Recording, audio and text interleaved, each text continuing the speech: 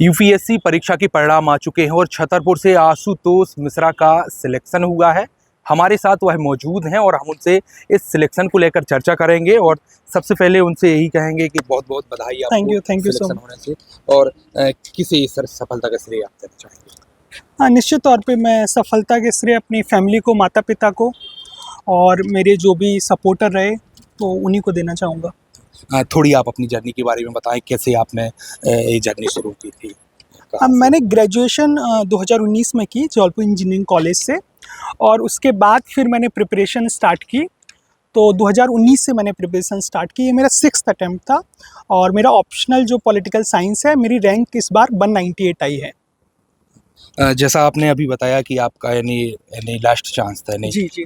छठवीं बार, तो यानी इसके पहले और 5 बार आप असफल रहे। हाँ। तो कितना धैर्य रखा आपने? क्योंकि लोग तो ऐसा भी करते हैं यदि असफल होते हैं 1 बार में 2 बार में, तो फिर वे अन्य और भी जॉब देखने लगते हैं या तैयारी भी करना छोड़ देते हैं, लेकिन इतना धैर्य कैसे रखा आपने? नहीं, मेरा केस ये था कि मेरा जो प्रीलिम्स है वो सारे अटेम्प्ट में होता जाता था। मेरा लास्ट टाइम मेंस भी हो गया, इंटरव्यू भी दिया, पर 4-5 नंबर से मिस हो गया।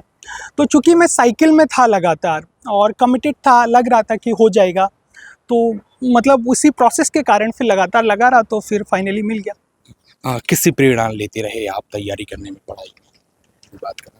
पढ़ाई में तो मेरा जो मतलब फैमिली में ही जो मम्मी पापा रहे, उनने जैसे मोटिवेट किया, और एक जो स्कूल से इनिशियली स्कूलिंग के जो संस्कार रहे, तो वहाँ से इंस्पिरेशन रहा है। और फिर मतलब एक जो एम था कि भाई इस चीज़ को करना है, तो फिर भगवान की कृपा से हो गया वो। तैयारी जैसे जो लोग कर रहे हैं, तो किस तरह की दिनचर्या होनी चाहिए जो सफलता पा सकें? कैसी यानी तैयारी करें दिनचर्या के अनुसार, कैसी बनाएं? दिनचर्या के लिए तो मेनली आपको मतलब जो भी सब्जेक्ट हैं और जो भी सिलेबस है उसको पढ़ना पड़ेगा। और एज सच मेरा रूटीन तो नहीं रहता था लगातार, मतलब यूजुअली हम पूरे टाइम ही पढ़ते हैं, एक्सेप्ट कि जो भी काम है हमारे हम उनको ख़त्म करते हैं। लेकिन एक कंसिस्टेंट पढ़ाई होनी चाहिए। आप 6 घंटे भी पढ़ते हैं, आप नहीं पढ़िए, 8-9 घंटे मत पढ़िए, लेकिन अगर आप 6 घंटे भी पढ़ते हैं तो जो क्वालिटी स्टडी होनी चाहिए, क्वालिटी टाइम होना चाहिए। तो आई थिंक फिर जितना ज़्यादा आप जितना बेटर कर सके वो उतना अच्छा है। यानी मन लगाकर पढ़ाई हाँ, करें। मतलब वही है। सोशल मीडिया और जो ऑनलाइन पढ़ाई चलती है, उसका कितना योगदान रहा आपके सिलेक्शन?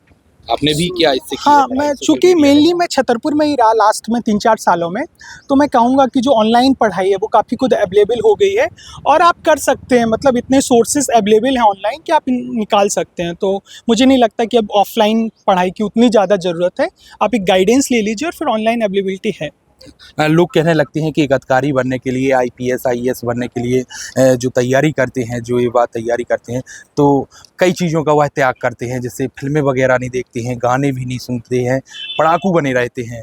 तो इसका कितना वो, यानी आपने भी ये सब चीज़ें यानी कोई नहीं, त्यागपन ऐसा किया था मुझे या? नहीं लगता कि आप ऑल टाइम कमरे में बंद होके पढ़ाई कर सकते हैं। आपको एक्सपोज़र तो लेना पड़ेगा, मतलब खेलना, कूदना, लोगों से मिलना, बात करना, और लेकिन हाँ, उनको लिमिटेड रखना पड़ेगा। ऐसे नहीं कि आप पूरे टाइम मूवी देख रहे हैं। तो एक जो फ़िक्स्ड रूटीन होता है, एक कंसिस्टेंसी होती है, वो होनी चाहिए, ना कि ऑल टाइम पढ़ाकू तो मैं नहीं कहूँगा, because UPSC is a such thing कि वहाँ पे आपको सारा कुछ, मतलब इवन ऐसा भी होता है कि कुछ प्रीलिम्स में क्वेश्चन आपके जो आप देख रहे हैं आस-पास, उनसे भी सॉल्व हो जाते हैं।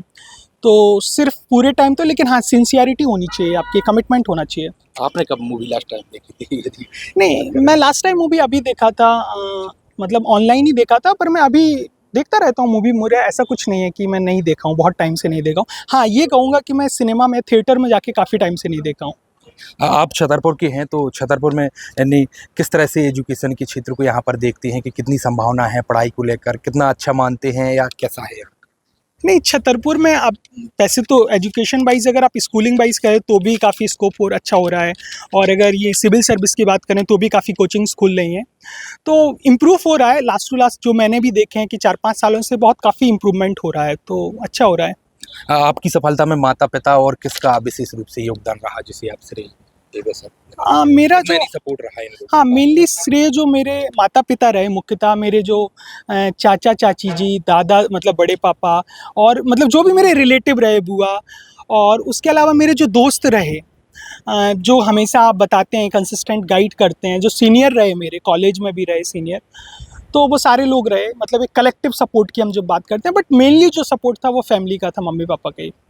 प्रशासनिक अधिकारियों में आप किसको आइडियल मानते हैं? कोई है एक ऐसा कि उसी की तरह आप भी बने? नहीं, ऐसे बहुत सारे लोग हैं मतलब जो गाइड करते हैं आजकल। तो एज सच मैं नाम तो नहीं लूँगा, पर बहुत सारे सीनियर्स हैं जो अभी सर्विस में हैं और वो निश्चित तौर पे गाइड करते हैं। तो हमारे साथ जो इनका अभी हाल ही में यूपीएससी में चयन हुआ है और आशुतोष मिश्रा थे, उनके पिताजी भी हमारे साथ मौजूद हैं, उनसे भी हम चर्चा करेंगे। कितनी खुशी हुई है आज आपको, आपके बेटे ने इतनी बड़ी परीक्षा क्वालिफाई की है, क्या कहेंगे? इस संबंध में तो मैं ये बोलूँगा कि अधमे अधम सखा सुन मोहू पर रघुवीर, कीन कृपा सुमर गुण भरे बिलोचन नीर।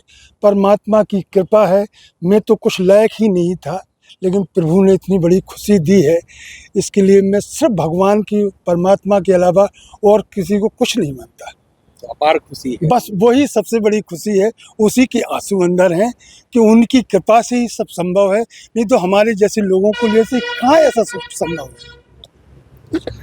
तो बिल्कुल खुशी बनती है और एक पिता को खुशी होती है जब उसका बेटा ने किसी तरह से आगे बढ़ता है तो खुशी होती है। और हमारे साथ आशुतोष मिश्रा थे जिन्होंने बताया कि किस तरह से उन्होंने यूपीएससी परीक्षा चयन की है। पेपर टाइम के लिए संजय अवस्थी, छतरपुर।